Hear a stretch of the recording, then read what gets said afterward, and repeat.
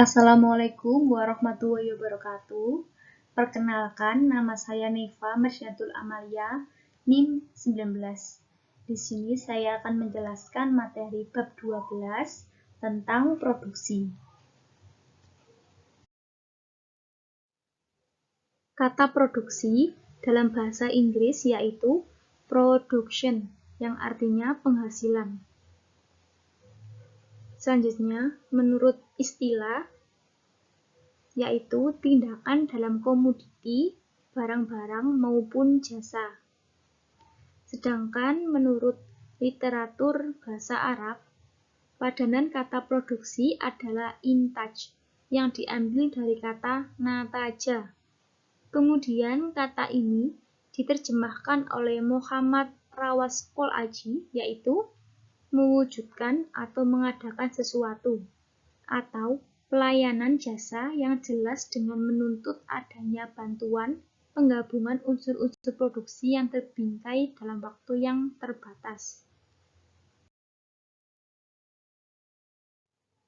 Sehingga pengertian produksi sendiri yaitu kegiatan yang dikerjakan untuk menambah nilai guna suatu benda atau mengelola bahan mentah menjadi setengah jadi dan mengelola barang setengah jadi menjadi jadi agar bisa dikonsumsi oleh konsumen.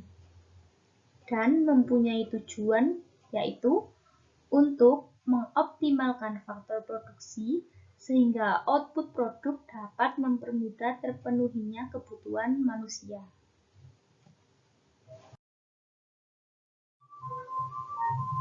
Berikut ini dalam Quran Surat Al-Hadid ayat 25 yang mengesankan tentang produksi sebagai berikut. A'udzu billahi minasyaitonir rajim. Bismillahirrahmanirrahim. Laqad arsalna rasulana bil bayyinati wa anzalna ma'ahumul kitaba wal mizana liyaquman nasu bil qist. Wa anzalna hadida fihi ba'sun syadidu wa manafi'u lin-nasi waliya'lamallahu man yansuruhu wa rusulahu bil ghaib. Innallaha qawiyyun aziz. Shadaqallahul azim.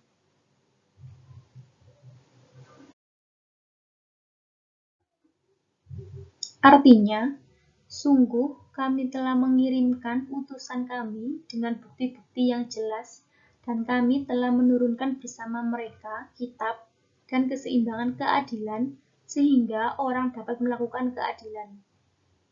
Dan kami telah menciptakan besi yang di dalamnya ada kekuatan besar dan berbagai manfaat bagi umat manusia. Dan agar Allah mengetahui siapa yang menolong Dia dan Rasul-Nya. Tetapi Allah tidak melihat. Sesungguhnya Allah itu kuat, Maha Kuasa.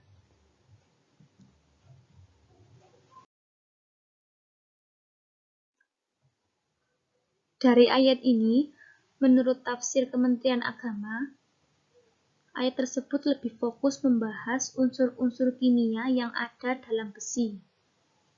Semangat produksi juga terlihat secara implisit bahwasannya Allah Subhanahu wa Ta'ala menganugerahkan kepada manusia besi sebagai karunia yang tak terhingga nilai dan manfaatnya. Sedangkan menurut Quraisy Shihab, ayat tersebut menguraikan bahwa tujuan Allah mengutus para rasul dan menurunkan kitab suci dan neraka adalah agar manusia menegakkan keadilan dan hidup dalam satu masyarakat yang adil. Allah juga menciptakan besi antara lain untuk dijadikan alat penegak keadilan, berdampingan dengan infak dalam menjalankan jihad di jalan Allah Subhanahu wa Ta'ala. Ayat ini juga berisi berupa nasihat kepada seseorang yang selama ini belum bersungguh-sungguh dalam menggunakan karunia dari Allah sesuai dengan tujuan penciptaannya. Quraish Shihab juga menambahkan bahwa besi mempunyai kekuatan yang bisa membahayakan dan bisa menguntungkan bagi manusia.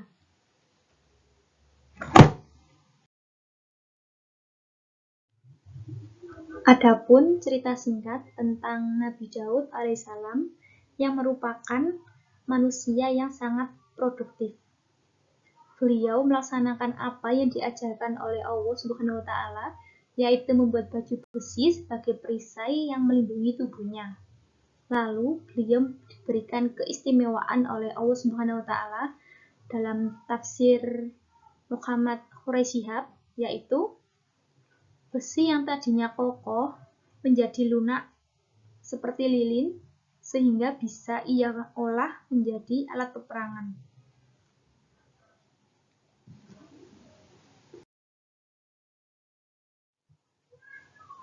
Perbedaan konsep produksi dalam ekonomi Islam dengan kapitalis menurut Muhammad Abdul Manan yaitu 1.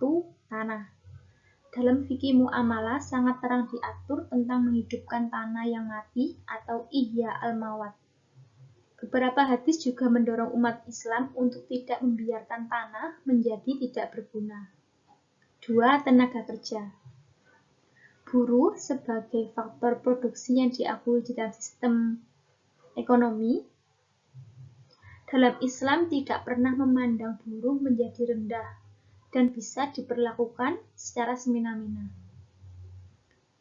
3. Modal. Modal ini harus bebas dari riba sesuai dengan aturan di dalam konsep ekonomi Islam.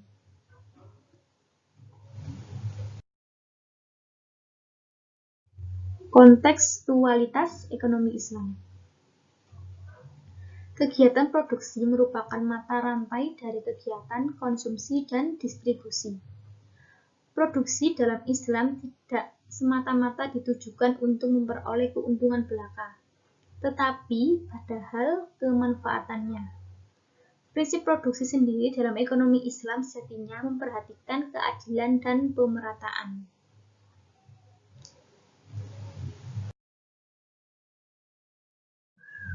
Implikasi yang mendasar dari konsep produksi dalam Islam yakni 1. Seluruh kegiatan produksi terikat pada tatanan nilai moral dan teknikal Islami sebagaimana juga dalam kegiatan konsumsi. 2. Kegiatan produksi harus memperhatikan aspek sosial kemasyarakatannya. 3. Permasalahan ekonomi muncul bukan karena kelangkaan atau scarcity, tapi lebih ke kompleks.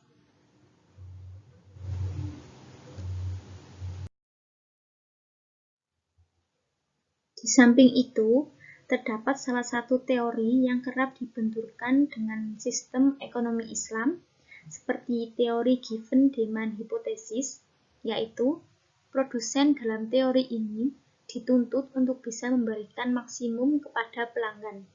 Padahal dalam konsep Islam, berdasarkan pada nilai-nilai keislaman dan sifat altruistiknya, produsen tidak selalu merespon segala permintaan dari konsumen atau given demand condition, tetapi produsen harus merespon apa yang menjadi benar-benar kebutuhan dari manusia atau real needs manusia.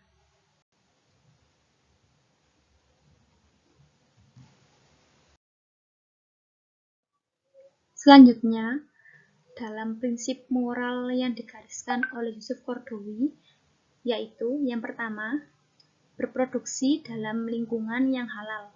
Kedua, memberi pelindungan pada kekayaan alam.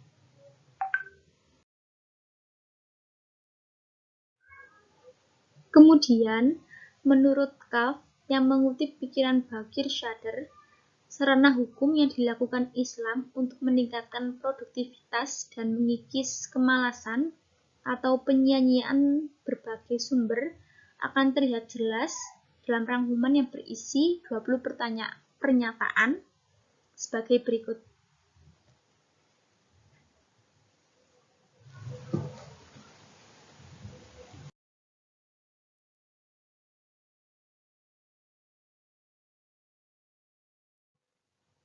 1.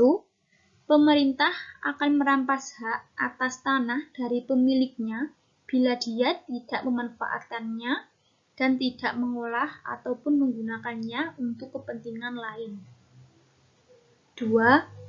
Penguasaan atas tanah yang tidak diketahui pemiliknya tidak menimbulkan hak atas tanah tersebut, tetapi yang ada hanyalah pemanfaatannya yang baik. 3. Tidak ada sumber-sumber alam milik pribadi yang boleh dibiarkan tanpa dimanfaatkan.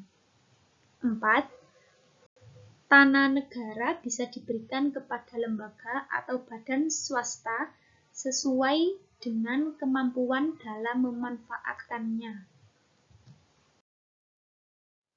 5. Semua jenis kegiatan perantara yang tidak produktif dilarang. Misalnya, menyewa sebidang tanah dengan tarif tertentu dan menyewakannya dengan tarif yang lebih tinggi. 6. Bunga dilarang dipungut sebagai sumber penghasilan yang bisa menjamin kepada orang-orang yang sebenarnya tidak terlibat dalam kegiatan produktif. 7. Kegiatan yang tidak produktif secara ekonomi seperti perjudian atau permainan magic atau sihir itu dilarang. 8. Penyimpanan uang atau benda-benda bergerak lainnya dikenakan kewajiban pembayaran pajak. 9. Penggunaan alkohol, obat-obatan bius, dan semua sarana keberandalan yang mempengaruhi sensibilitas orang dan kemampuannya untuk melaksanakan kegiatan produktif secara serius dilarang. 10. Penetapan aturan yang menjurus kepada fragmentasi kekayaan yang terpusatkan secara terus-menerus dan secara perlahan-lahan dinyatakan tidak sah. 11. Spekulasi dibatasi dan transaksi-transaksi yang semata-mata spekulatif baik dalam pasar uang maupun komoditas barang. 12. Hukum waris harus dipergunakan sebagai perangsang terhadap kegiatan produktif pada saat yang sama. 13. Seharusnya ada jaminan sosial dalam hubungannya dengan tingkat kehidupan yang terjamin secara wajar dan kemungkinan membayar hutang-hutang secara wajar terjamin pula. 14. Ketidaksediaan bekerja dan kemalasan yang disengaja menyebabkan orang yang bersangkutan tidak berhak mendapatkan jaminan sosial. 15. Dengan dikuranginya kemewahan dalam konsumsi pribadi menyebabkan pengeluaran dalam investasi yang menyimpang lebih menarik. 16. Kewajiban bersama umat muslim adalah mengajarkan setiap cabang pengetahuan dan industri-industri besar dalam berbagai bidang pengetahuan di dunia. 17. Kewajiban bersama anggota-anggota umat muslim adalah ikut berpartisipasi dalam industri-industri besar dan berbagai bidang pengetahuan di dunia. 18. Negara memiliki peranan besar dalam produksi yang kaitannya dengan perencanaan dan perusahaan negara. 19. Negara dibolehkan memperoleh berbagai sumber dan mendistribusikannya dalam rangka memaksimalkan realisasi tujuan-tujuan normatif masyarakat. 20. Negara masuk dalam bidang kegiatan ekonomi sebagai perencanaan dan pengawasan utama.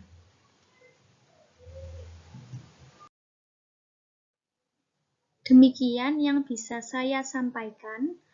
Kurang lebihnya mohon maaf. Wassalamualaikum warahmatullahi wabarakatuh.